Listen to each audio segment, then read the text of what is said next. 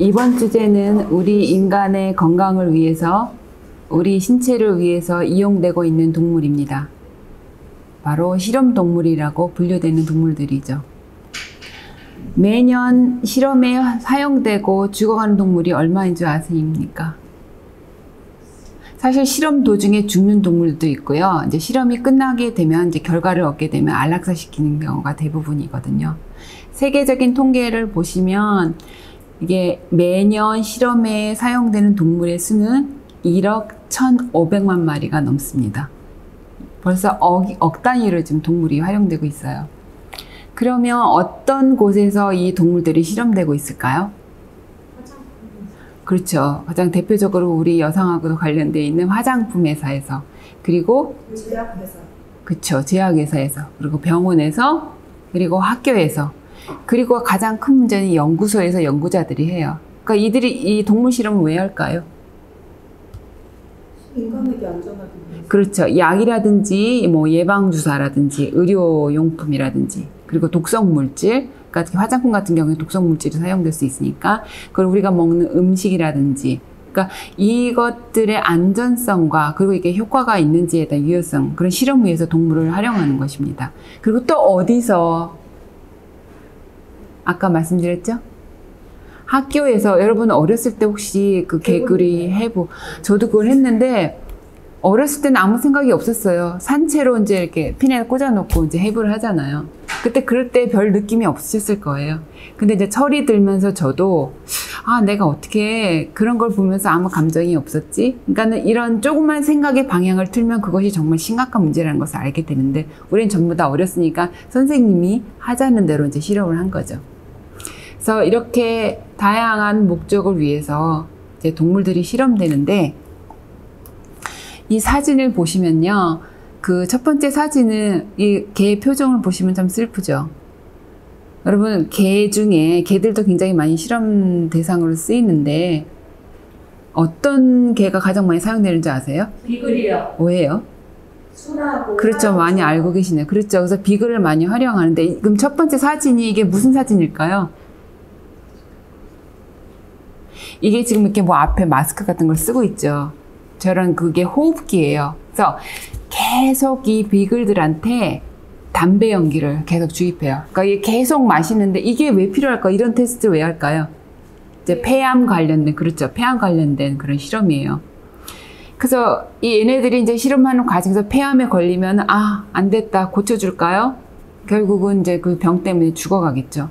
다행히 살아남은 애들 요새는 최근에 이 실험동물에 대한 복지 관련해서 이제 입양을 이제 공고를 하죠. 살아있는 애들은. 그리고 밑에 실험은 지금 토끼인데, 토끼가 또 안점막 실험이라고 해서 이 토끼의 그 눈은요, 눈물량이 다른 동물에 비해서 적대요. 그리고 눈 깜빡임도 적대요. 그러다 보니까 이 안점막을 활용해서 테스트할 수 있는 게 딱 그냥 맞춤인 거예요, 연구자들한테. 그래서 어떤 걸 할 것 같아요? 우리 마스크, 그죠? 마스카라라든지 또 컨택 렌즈라든지, 그리고 뭐 안약이라든지, 다양한 목적을 위해서 이렇게 토끼를 실험합니다. 저러다가 너무 고통스러워서 죽는데, 이 약 자체에도 죽을 수도 있긴 하지만 또 왜 죽을까요, 토끼들이? 저는 이번에 그 토끼 구조 활동하면서 알게 됐는데, 토끼의 뼈가 굉장히 약해요. 그러니까 너무 괴로우니까 몸부림을 치다가 이 뼈가 부러져서, 특히 이 목뼈가 부러져서 죽는 경우가 참 많대요. 토끼가 그렇게 연약한 동물이라는 걸 저는 이번에 처음 알았거든요. 그러면 이렇게 동물 실험을 하면서 우리가 가지고 있는 문제가 무엇일까요? 당연히 동물들은 불행해요. 동물 학대 요소를 우리가 배제할 수 없죠. 그리고 더욱 사실 그 중요한 문제는 이런 실험 결과의 과학적 오류입니다. 무슨 얘기냐? 여러분 혹시 탈리도마이드라는 약 이름 들어보셨어요? 사실 실험과 관련돼서는 이게 굉장히 유명한 사건인데, 1960년대 초반에 임산부들이 입덧을 많이 하게 되면은 그 입덧을 줄여주기 위한 약을 이제 먹게 되잖아요. 그때 탈리도마이드라는 약이 굉장히 보편적으로 많이 사용됐거든요. 근데 이것을 먹고 어떤 부작용이 발생했냐면, 그렇죠. 태어난 아기들이 사지가 없거나 짧았어요. 그 사진들을 보면 굉장히 끔찍해요. 그래서 그 생산이 중단이 됐거든요. 근데 이거 하나의 문제가 아니에요. 공공연하게 이렇게 알려진 것도 있지만 우리가 모르는 그런 과학적 오류가 굉장히 많거든요. 그래서 이런 약품을 동물 실험에 성공했다 하더라도 인간에게 제대로 적용되는지는 아무도 알 수 없는 거거든요. 그리고 또 하나 문제는 아까 제가 잠깐 동물 실험을 하는 장소에서 이제 연구소를 얘기했는데, 이 연구소에서는 불필요하거나 남용되는 실험이 많아요. 왜 그러냐? 이 연구자들은 이런 실험을 왜 할까요? 그렇죠. 이걸 실용화해서 쓸 수도 있긴 하지만 대부분은 자기 저널에 발표하기 위해서 실험을 하는 거예요. 그러다 보니까 같은 실험을 자꾸 똑같은 실험을 반복을 해요. 저보다 좀 나은 결과가 나오지 않을까? 근데 그 실험 과정은 똑같거든요. 그래서 이런 저널에 왜 싣고 살까요? 학위를 따고 저널에 그 논문이 많이 실려야지 취직을 할 수 있으니까, 기업이든 학교든. 그래서 이런 실험의 남용 문제가 대두되니까 이런 생명윤리를 또 다시 이제 거론하게 되겠죠. 그래서 동물의 생명도 중요하고 그들의 고통을 좀 줄여주자. 그래서 3R이라는 내용이 나와 있는데, 이게 뭐냐면 실험의 수를 줄이고, 그리고 되도록이면 이 동물들의 고통을 줄여보자. 그리고 세 번째는 사실 가장 우리가 지향하고자 하는 건데, 동물 대신 다른 방법을 활용해보자. 그래서 대체법. 그래서 여기 대체 실험으로서 나온 것이 뭐냐면, 사람이나 동물을 직접 쓰는 게 아니라 그 세포 조직 있죠. 그 세포 조직을 활용하거나 아니면 장기 칩을 활용해요. 장기 칩은 실제로 그 장기 세포를 갖다 칩에다 이렇게 껴서 하는 건데, 이런 내용은 굉장히 전문적인 거라 제가 그 다음에 또 동영상을 소개를 할 건데, 그것도 한번 보세요. 이제 뉴스에서 나온 건데, 우리가 장기 칩을 이용해서 동물 대신 어떻게 실험 결과를 얻을 수 있는지, 좀 더 효과적인 결과를 얻을 수 있다는 주장이 나오면서 요새는 이제 보편적으로 이 대체 실험이 중요한 화두가 되고 있어요. 자, 이제 우리가 동물법에 대해서 얘기하겠습니다. 지금까지 쭉 다른 내용을 보시면 동물 세계에 어떤 일이 일어나고 있는지 우리가 볼 수가 있었죠. 그럼 이거 인식하는 거에서 끝나야 되나요? 이들의 고통을 줄여주기 위해서, 이들의 삶을 좀 더 낫게 해주기 위해서 우리가 무엇인가를 해야 되겠죠. 바로 그 첫 번째가 우리 이번 강의의 마지막 부분인 동물보호법입니다. 그래서 한국의 동물보호법은 1991년에 처음 만들어졌어요. 당연히 외국 국가는 더 훨씬 오래전에 100년 전에 만들어지고 졌겠죠. 그래서 역사는 그 짧지 않지만 그 제정 이후로 계속 이게 지금 전면 개정, 부분적으로 수정 이런 식으로 올해에도 올해 초에 이제 개정되고 이랬거든요.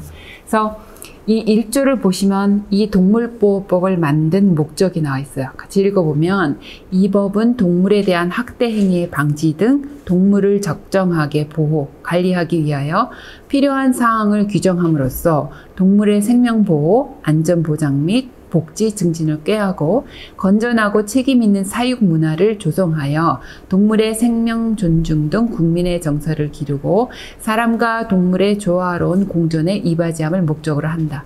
오늘 강의의 사실 목적도 결국은 동물과 조화로운 평화로운 공존을 이루기 위한 첫 발자국이잖아요. 그래서 이 동물법의 그 목적, 이 왜 이 보호법이 필요한지에 대한 목적이 1조에 나와 있습니다. 구체적으로 이제 한 조항을 볼 텐데요. 8조에 보시면 동물 학대를 하면 안 된다는 금지 조항들이 나와 있어요. 그래서 몇 개만 소개할게요. 1항 1호에 보시면 목을 매다는 등의 잔인한 방법으로 죽음에 이르게 하는 행위. 그 다음에 2항 1호에 보시면 도구나 약물 등 물리적, 화학적 방법을 사용하여 상해를 입히는 행위.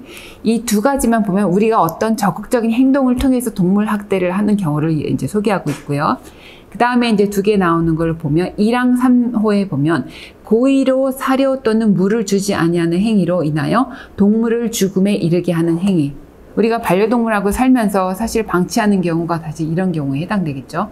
그리고 2항 3의 2호를 보시면 반려동물에게 최소한의 사육 공간 제공 등 농林, 축산, 식품, 무령, 이 또 시행령이 따로 있어요. 거기를 찾아가 보면 그곳에서 정하는 사육 관리 의무를 위반하여 상해를 입히거나 질병을 유발하는 행위, 이 경우에도 이제 동물학대에 들어가죠.